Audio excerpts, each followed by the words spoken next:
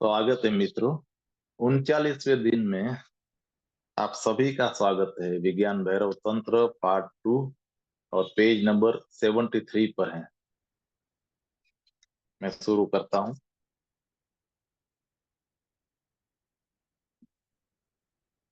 यदि अस्तित्व को ऊपर ऊपर देखो तो तुम्हें लगेगा कि किसी को भी मेरी चिंता नहीं है। अस्तित्व को शायद तुम्हारा पता भी ना हो। चांद सितारों को तुम्हारा पता नहीं है। इस धरती को भी तुम्हारा पता नहीं है, जिसे तुम माँ कह कर पुकारते हो। जब तुम मर जाओगे तो धरती दुखी नहीं होगी, कोई बदलाहट न होगी। सब कुछ वैसा का वैसा ही रहेगा, जैसा है और सदा रहा है। तुम रहो न रहो, कोई फर्क नहीं पड़ता है। इससे तुम्हें लगता है कि मैं महज आकस्मिक हूँ, मैं जरूरी नहीं हूँ। तुम्हें लगता है कि मैं अनामंत्रित आ गया हूँ, मात्र जैसे संयोगवश। इससे भय पैदा होता है, और इसको ही किर्कगार्ड ने संताप कहा है। एक सूक्ष्म भय निरंतर बना रहता है। जब कोई तुम्हें प्रेम करता है तो तुम्हें लगता है कि मैं जरूरी हूँ। तब तुम्हें लगता है कि मेरे जीवन में नए आयाम का उदय हुआ है। अब कम से कम एक मनुष्य तो होगा जो मेरे लिए रोएगा, जो मेरे लिए दुखी होगा, जो मेरे लिए आंसू बहाएगा। तब तुम्हें लगेगा कि मेरी भी जरूरत है। तब कम से कम एक आदमी तो होगा जिसे तुम्हारे न रहने पर सतत तुम्हारी कमी महसूस होगी। कम से कम एक व्यक्ति के लिए तुम्हारा तुम्हारे जीवन का अर्थ होगा, सार्थकता होगी। यही कारण है कि प्रेम की इतनी ज्यादा मांग है। और यदि तुम्हें प्रेम नहीं मिलता है तो तुम उखड़े उखड़े मालूम पड़ते हो। लेकिन यह वह प्रेम नहीं है जिसकी मैं चर्चा कर रहा हूँ। यह तो एक संबंध भर है, जिसमें हम परस्पर एक दूसरे के लिए यह भ्रम निर्मित करते हैं कि मेरे लिए तुम जरूरी हो और तुम्हारे लिए मैं जरूरी हूँ।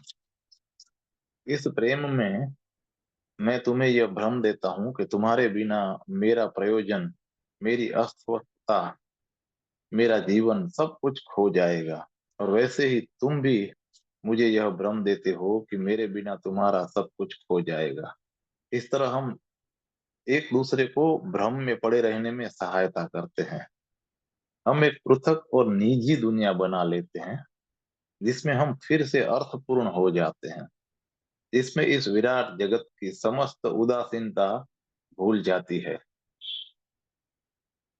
दो प्रेमी एक निजी जगत बनाकर एक दूसरे के सहारे जीते हैं। उन्होंने अपनी एक अलग निजी व्यक्तिगत दुनिया बना ली है। इसलिए मैं प्रेम में एकांत की इसलिए प्रेम में एकांत की बहुत जरूरत है। अगर यह एकांत न रहे तो दुनिया तुम पर हावी होने लगती है और कहने लगती है कि तुम्हारा प्रेम महज एक स्वप्न है, वहम है, एक पारस्परिक भ्रम है। प्रेम को एकांत चाहिए क्योंकि एकांत में संसार भूल जाता है। एकांत में सिर्फ दो प्रेमी होते हैं और जगत की उदासीनता, सारी उदासीनता भुला दी जाती है। वहां तुम्हें प्रेम मिलता है, स्वागत मिलता है। वहां तुम्हारे बिना बहुत कुछ सोना हो जाएगा। कम से कम इस निजी दुनिया में तुम्हारे बिना सब कुछ उजाड़ हो जाएगा। तो फिर जीवन अर्थपूर्ण हो जाता है। मैं इस प्रेम की चर्चा नहीं कर रहा हूँ। यह सचमुच यह सचमुच भ्रामक है, और यह भ्रम अभ्यास जन्य है। और आदमी इतना कमजोर है कि वह इस भ्रम के बिना जिंदा नहीं रह सकता। कोई विरला ही, कोई बुद्ध ही इस भ्रम के बिना जी सकता है, और उसे यह भ्रम निर्मित करने की जरूरत नहीं है। और जब किसी का भ्रम मुक्त होकर जीना संभव होता है, तभी प्रेम का दूसरा आयाम पैदा होता है। तब ऐसा नहीं है कि किसी एक व्यक्ति को तुम्हारी जरूरत है।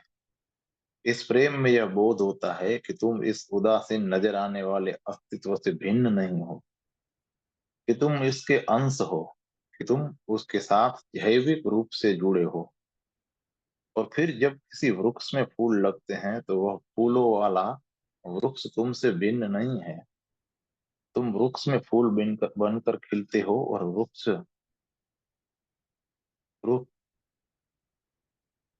तुम में सचेतन हुआ है।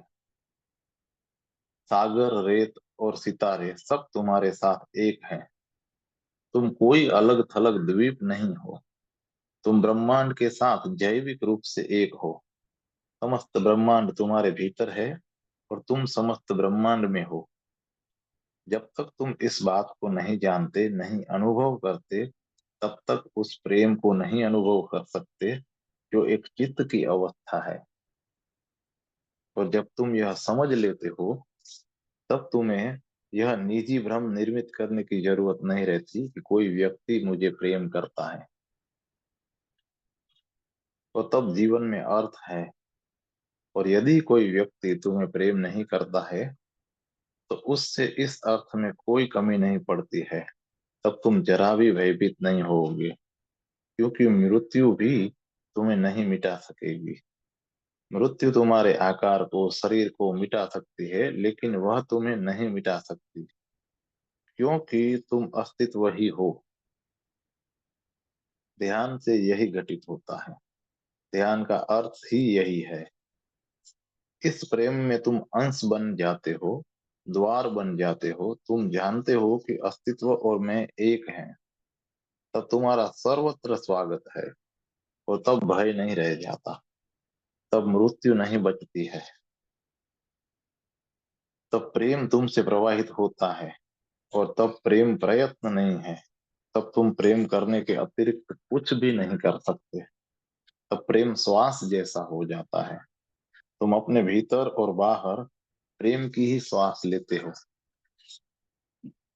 यही प्रेम बढ़कर भक्ति हो जाता है, और अंत में तुम उसे भूल जाओगे।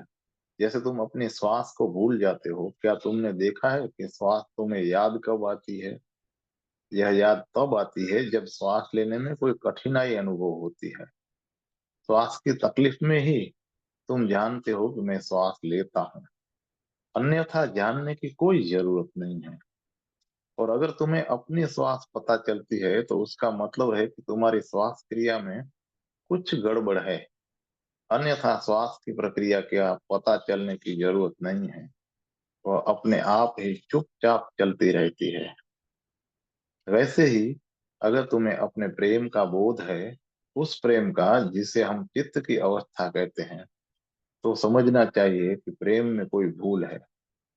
धीरे धीरे यह बोध चला जाता है, और तुम भीतर बाहर प्रेम की श्वास लेते रहते हो। तुम तुम्हें सब कुछ भूल गया है।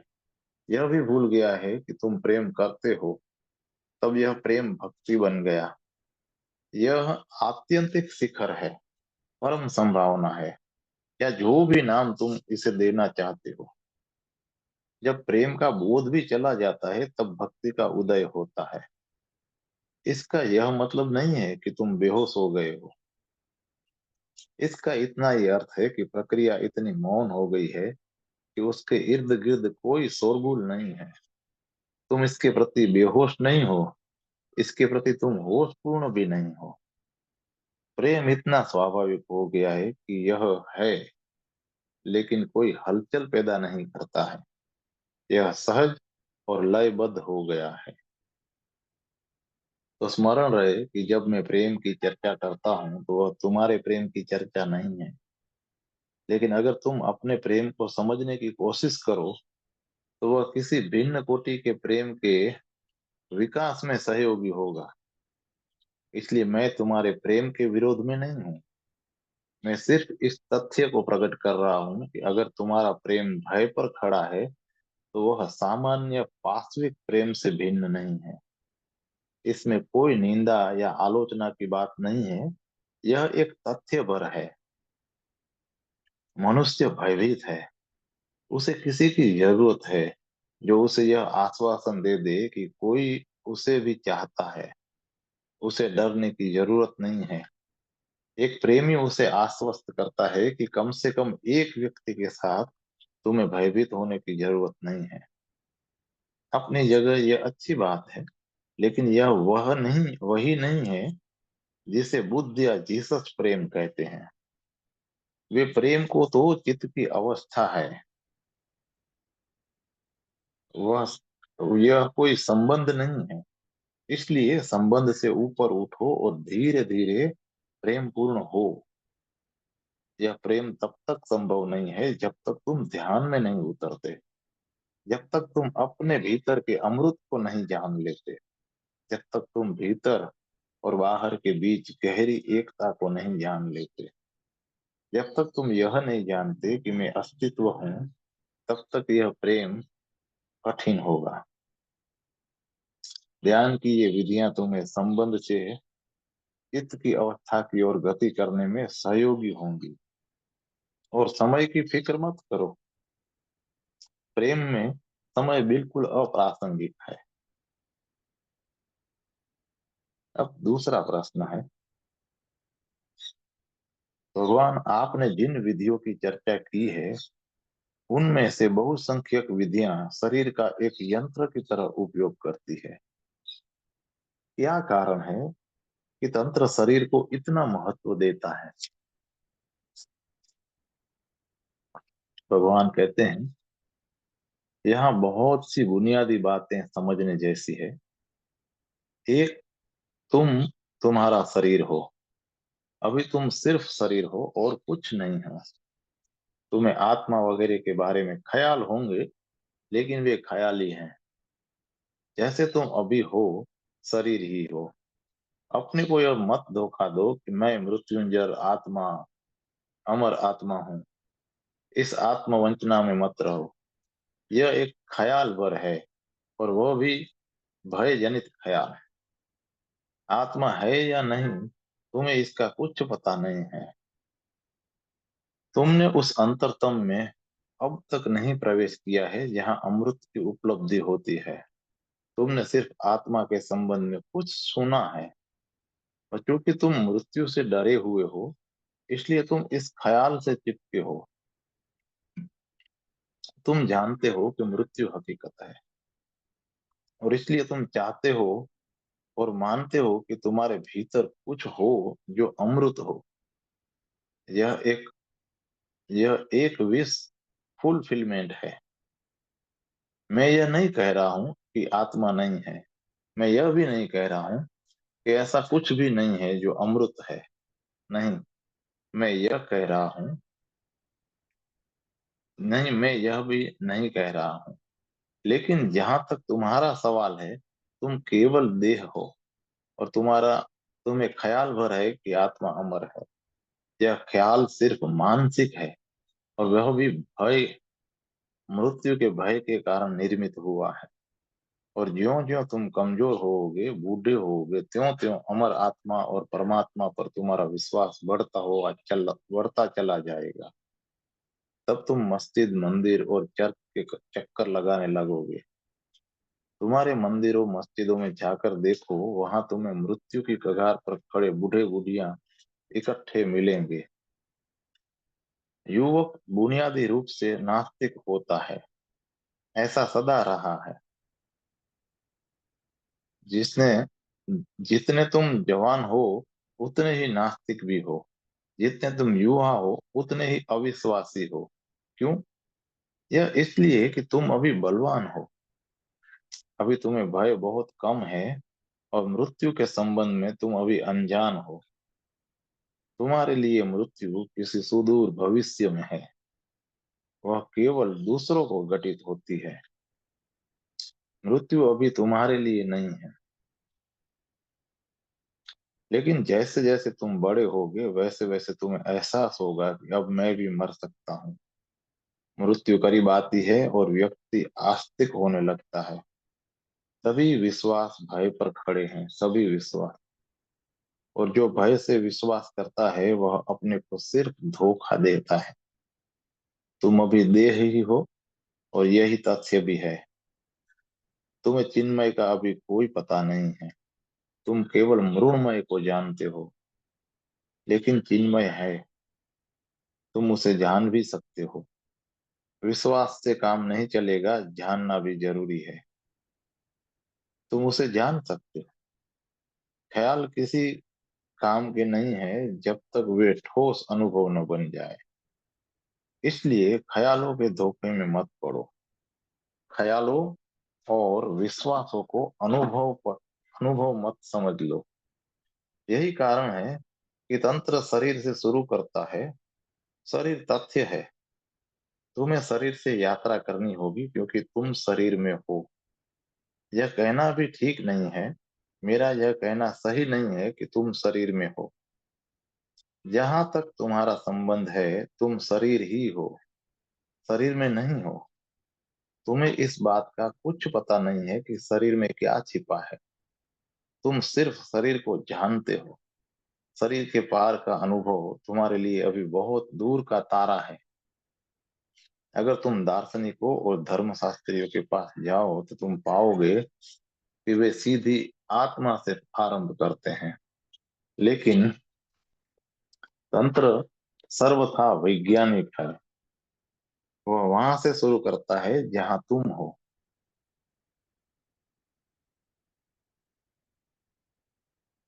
जहां हो सकते हो वहां से शुरू करना तो मूढ़ता है। तुम वहां से शुरू नहीं कर सकते। आरंभ तो वहीं से हो सकता है जहां तुम हो। तंत्र शरीर की निंदा नहीं करता। चीजें जैसी हैं उनका सर्व स्वीकार तंत्र है। ईसाइयत और अन्य धर्मों के पंडित पुरोहित शरीर के प्रति निंदा से भरे हैं। वे तुम्हारे भीतर एक विभाजन पैदा करते हैं। वे कहते हैं कि तुम दो हो। वे यह भी कहते हैं कि देह दुश्मन है, कि देह पाप है, और यह कि देह से लड़ना है। यह द्वैत, यह दोहरापन बुनियादी तौर से गलत है। यह द्वैत तुम्हारे चित्त को दो हिस्सों में बांट देता है। तुम्हारे भीतर विखंडित व्यक्तित्व को निर्मित करता है। धर्म ने मनुष्यों के मन को खंड खंड कर दिया है। उसे स्कीजोफ्रेनिक बना दिया है। कोई भी विभाजन तुम्हें अंदर अंदर तोड़ देता है। तब तुम दो ही नहीं अनेक हो जाते हो। प्रत्येक व्यक्ति अनेक खंडों की भीड़ पर है। उसमें कोई जैविकता नहीं है। उसमें कोई केंद्र भी नहीं है। अंग्रेजी भाषा में व्यक्ति को इंडिविजुअल कहते हैं। यहाँ तक शब्दार्थ का संबंध है। इंडिविजुअल का अर्थ है अविभाज्य। उस अर्थ में तुम अभी व्यक्ति नहीं हो, अविभाज्य नहीं हो। अभी तुम अनेक खंडों में, अनेक चीजों में बटे हो। यही नहीं, तुम्हारे मन और शरीर बटे हैं, अलग अलग हैं। तुम्हारी आत्मा और शरीर भी बटे हैं। यह मूढ़ता इतनी गहरी चली गई है कि खुद शरीर भी दो में बट गया है। एक शरीर का ऊपरी भाग है जिसे तुम अच्छा समझते हो, और दूसरा शरीर का निचला भाग है जिसे तुम बुरा समझते हो। यह मूढ़ता है। लेकिन तुम खुद भी अपने शरीर के निचले हिस्से के साथ चैन नहीं अनुभव करते हो। उसके साथ एक बेचैनी सरकती रहती है। विभाजन और विभाजन, सर्वत्र विभाजन ही है। तंत्र को सब स्वीकार है। वह सबको स्वीकार करता है। जो कुछ भी है तंत्र उसे पूरे हृदय से स्वीकार करता है। यही कारण है कि तंत्र काम वासना को भी समग्रता से स्वीकार करता है। 5,000 वर्षों से तंत्र ही अकेली परंपरा रही है जिसने काम को समग्रता से स्वीकार किया हो। इस अर्थ में पूरे विश्व में तंत्र ऐसी एक अकेली परंपरा है। क्यों?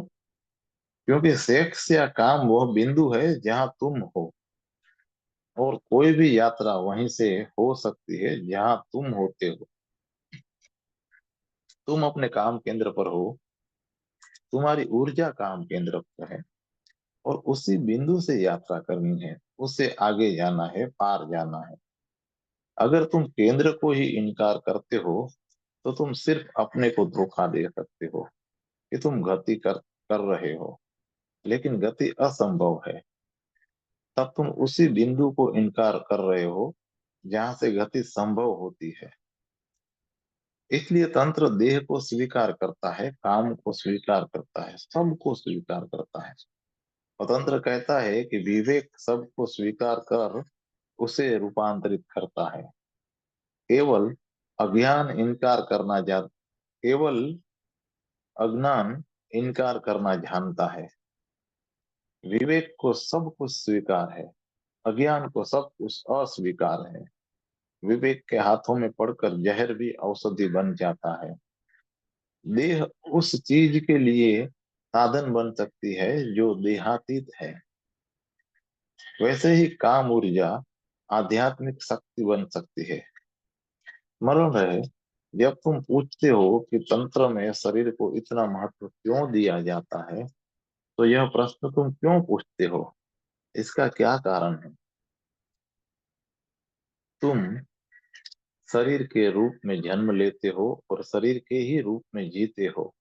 तुम शरीर के रूप में बीमार पड़ते हो और उसी रूप में ही तुम्हारा इलाज होता है। तुम्हें औषधि दी जाती है, तुम्हें पूर्ण स्वस्थ बनाया जाता है। शरीर के रूप में ही तुम युवा होते हो, शरीर के रूप में ही तुम बूढ़े होते हो, और अंत में शरीर के रूप में ही तुम मर जाओगे। तुम्हारा समूचा जीवन शरीर केंद्रित है, शरीर के चारों ओर ही घूमता रहता है। फिर तुम किसी को प्यार करोगे, उसके साथ संभोग में उतरोगे और दूसरे शरीरों का निर्माण करोगे। तुम सारी जिंदगी क्या कर रहे हो? अपने को बचा रहे हो। भोजन, हवा और मकान के जरिए तुम किसको संभाल रहे हो? शरीर को संभाल रहे हो, जिंदा रख रहे हो। और बच्चे पैदा करके तुम क्या करते हो? शरीर ही पैदा करते हो। सारा जीवन 99.9% शरीर केंद्रित है। तुम शरीर के पार जा सकते हो, लेकिन यह यात्रा शरीर से होकर और शरीर के ही द्वारा होती है। इस यात्रा में शरीर का उपयोग आवश्यक है। लेकिन तुम यह प्रश्न क्यों पूछ रहे हो? क्योंकि शरीर तो बाहरी खोल है। गहराई में शरीर सेक्स का काम का प्रतीक है।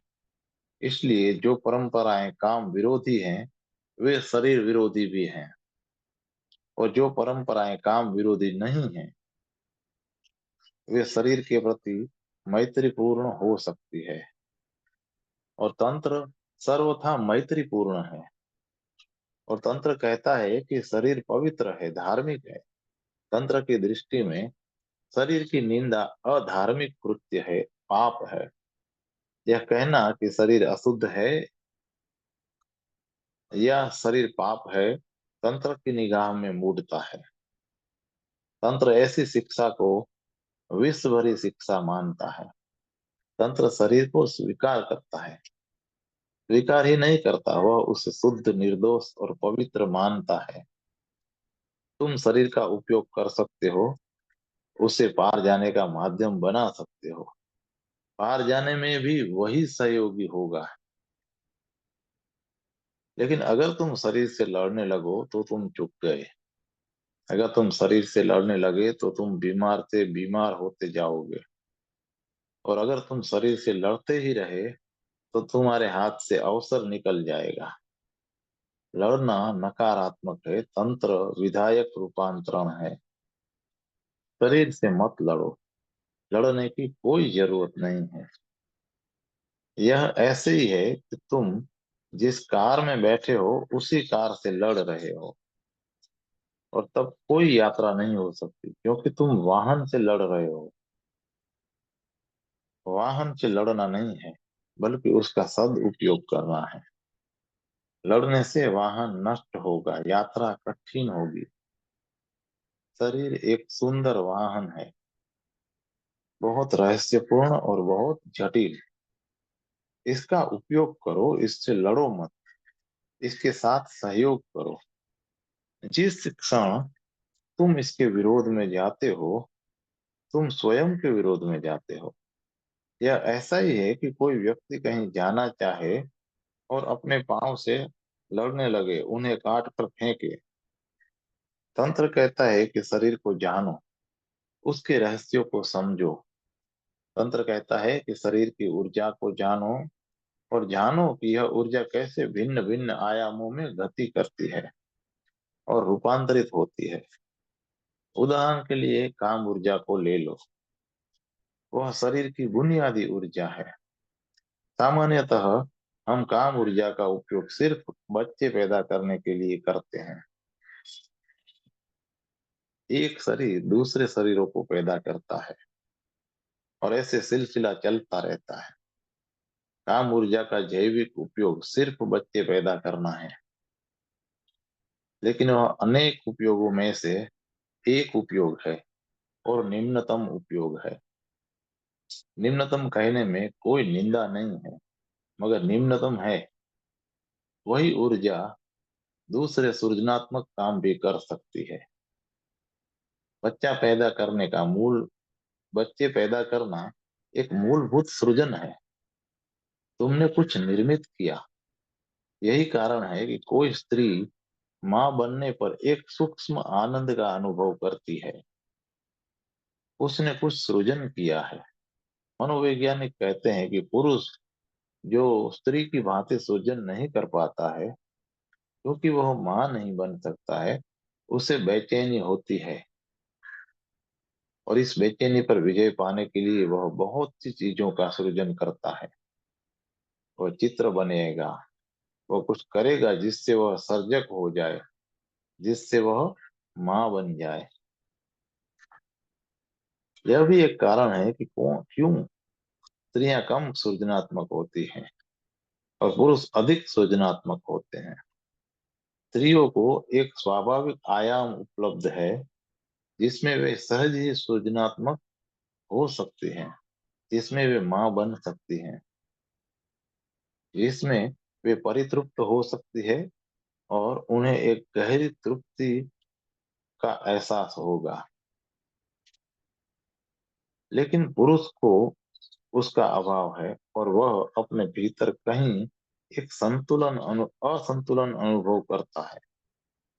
इसलिए वह सृजन करता है, कोई परिपूरक सृजन।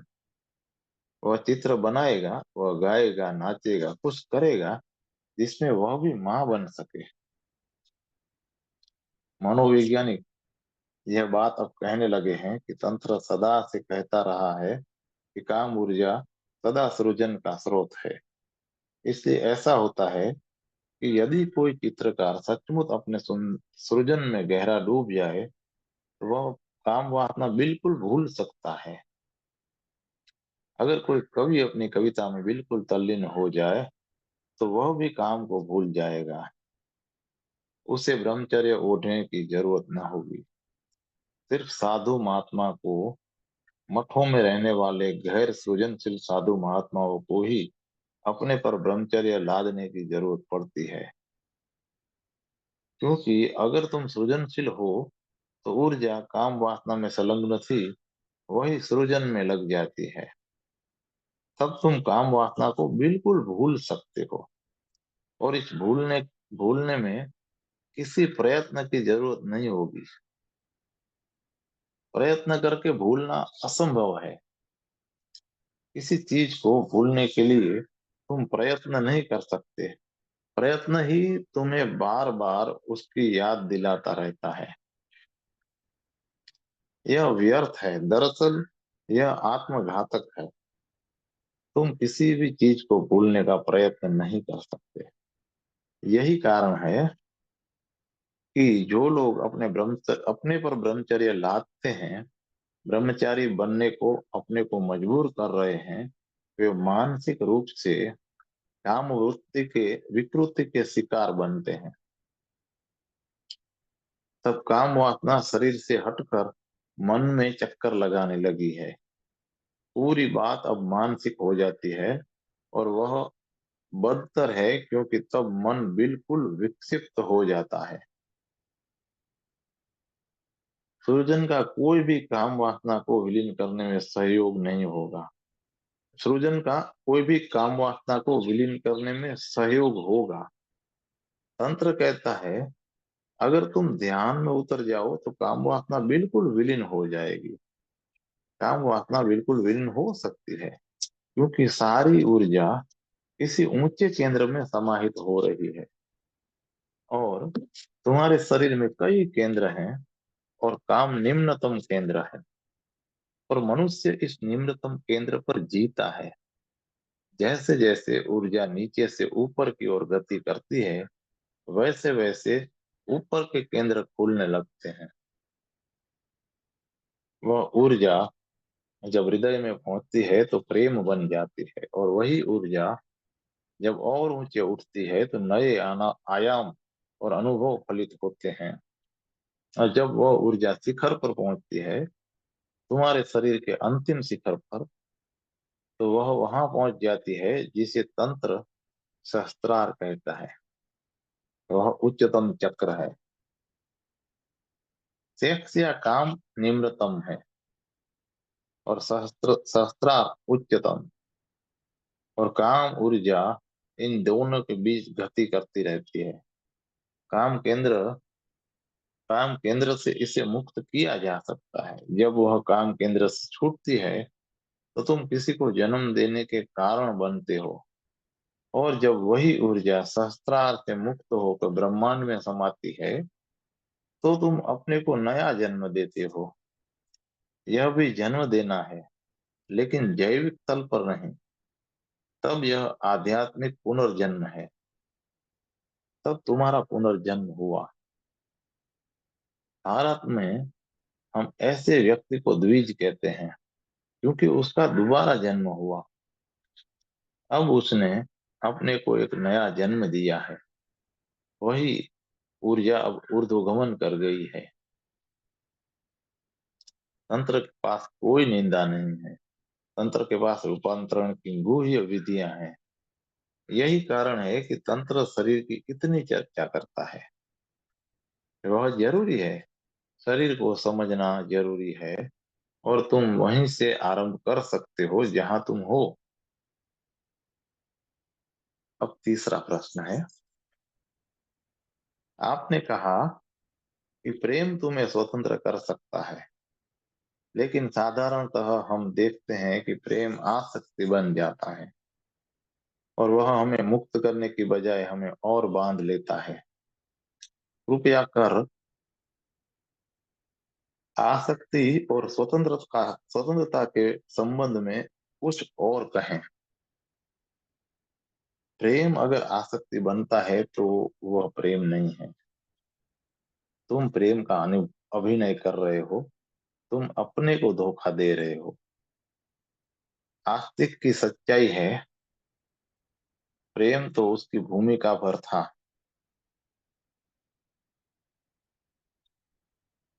आसक्ति ही सच्चाई है। प्रेम तो उसकी भूमिका पर था।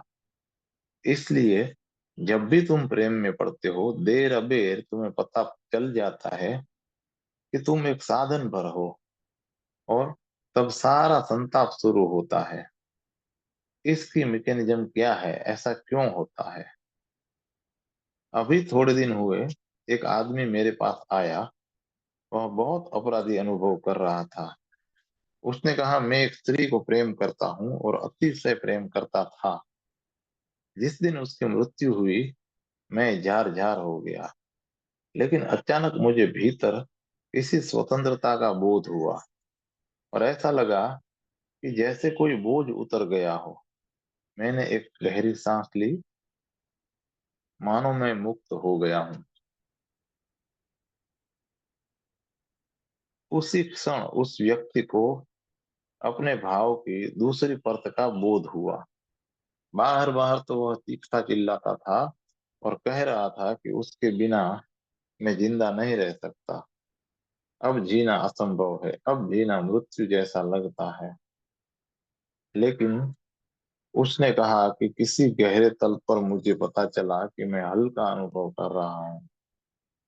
मैं मुक्त अनुभव कर रहा हूँ। लेकिन तभी भाव की एक तीसरी परत सक्रिय हुई, और वह आदमी अपराधी महसूस करने लगा।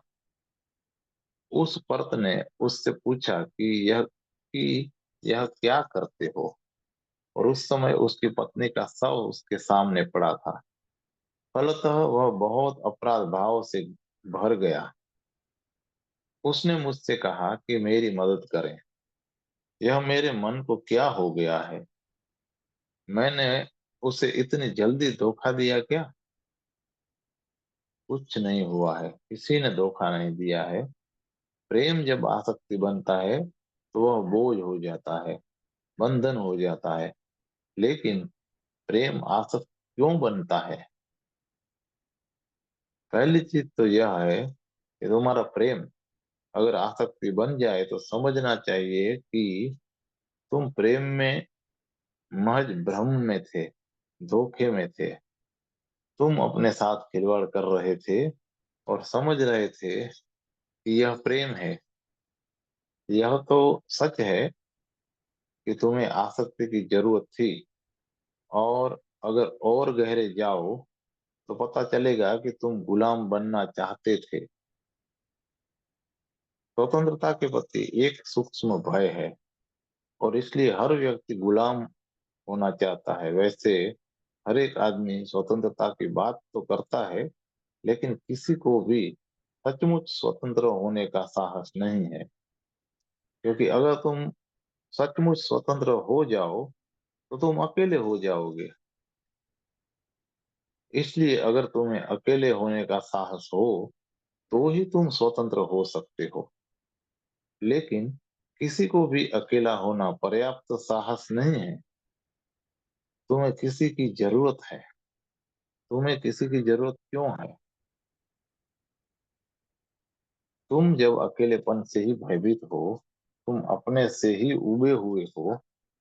और सच्चाई यह है कि जब भी तुम अकेले होते हो, कुछ भी अर्थपूर्ण मालूम नहीं होता है, और किसी के संग साथ में तुम व्यस्त मालूम पड़ते हो, और तुम अपने चारों ओर एक कृत्रिम अर्थवत्ता पैदा कर लेते हो। क्योंकि तुम अपने लिए नहीं जी रहे, इसलिए तुम किसी अन्य के लिए जीने लगते हो। और यही बात दूसरे के लिए भी सच है। वह भी अकेले नहीं रह सकता, उसे भी अन्य की खोज है। इस तरह दो व्यक्ति अपने अपने अकेलेपन से भयभीत है, इकट्ठे हो जाते हैं और एक खेल शुरू करते हैं जिसमें वह जिसे वह प्रेम कहते हैं। लेकिन गहरे प्रेम में वे आसक्ति, प्रतिबद्धता और गुलामी की खोज है। और जो तुम चाहते हो वह देर अबेर हो ही जाएगा। और इस दुनिया में यह बड़ी दुर्भाग्यपूर्ण बात होती है कि तुम कामना करते हो और वह फलित हो जाता है। देर अबेर वह तुम्हें मिल जाएगा, और पूर्व क्रीड़ा समाप्त हो जाएगी। जब उसका काम पूरा हो जाता है तो वह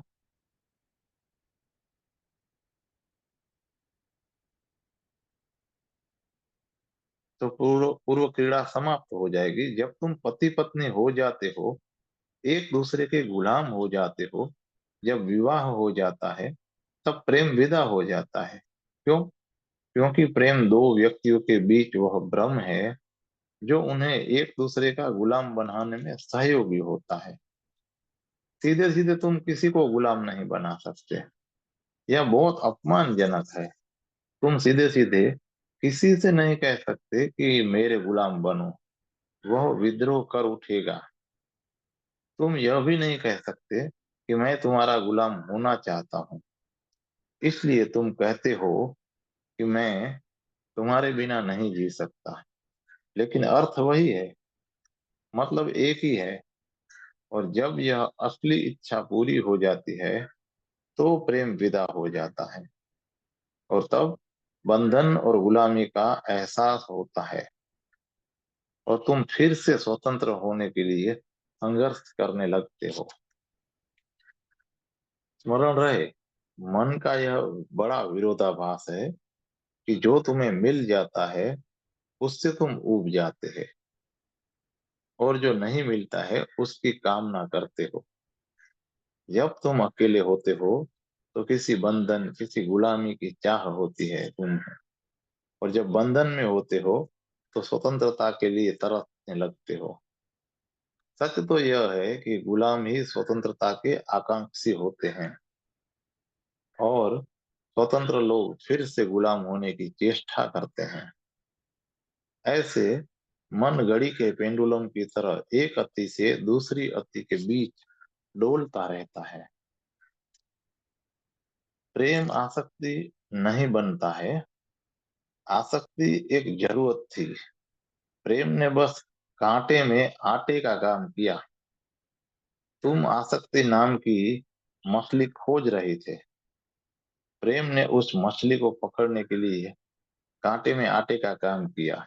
और जब मछली पकड़ ली जाती है, तो आटा और कांटा दो फेंक दिए जाते हैं।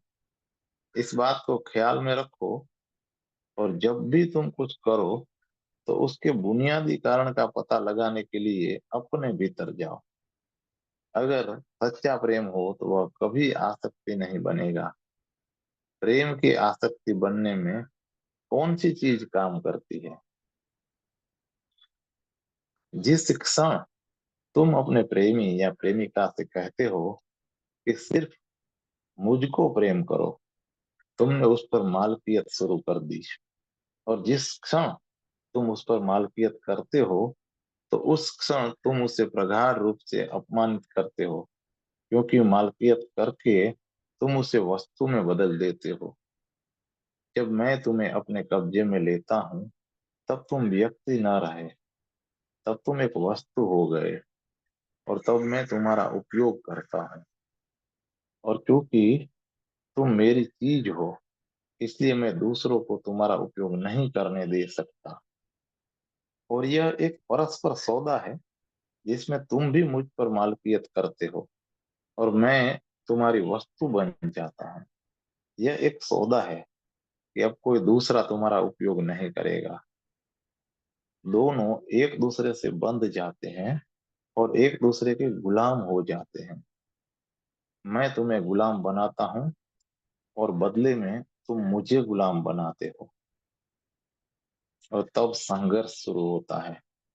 मैं स्वतंत्र व्यक्ति होना चाहता हूँ, और साथ ही यह भी चाहता हूँ कि तुम पर मेरी मालकियत बनी रहे।